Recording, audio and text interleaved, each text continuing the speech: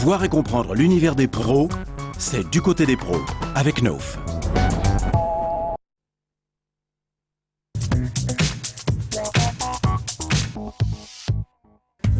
Chaque année en France, les infections nosocomiales touchent plusieurs milliers de patients et en tuent 4000. Un nouveau revêtement en sol résine polyuréthane aux propriétés bactériostatiques vient de voir le jour. Ce sol ne tue pas les bactéries, mais il empêche leur prolifération entre deux cycles de nettoyage. Nous sommes allés à Zurich rencontrer les concepteurs de ce nouveau produit. Alors, il y a 3 fonctions différentes dans les 3 couches qui sont appliquées. La première couche lui permet la fonction d'adhérence sur le support, d'avoir vraiment la meilleure accroche possible du revêtement final sur le béton support.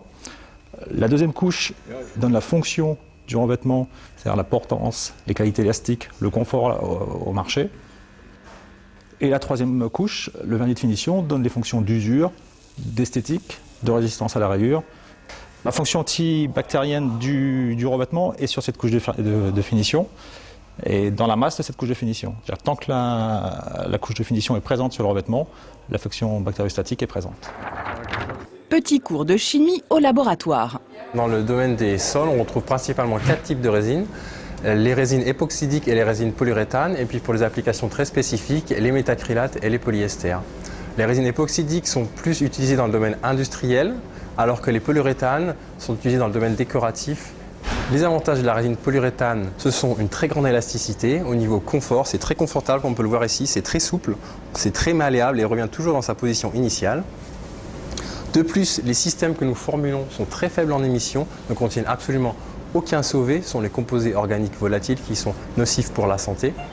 Pour obtenir les propriétés bactériostatiques, nos compères ont intégré des ions d'argent dans le polymère.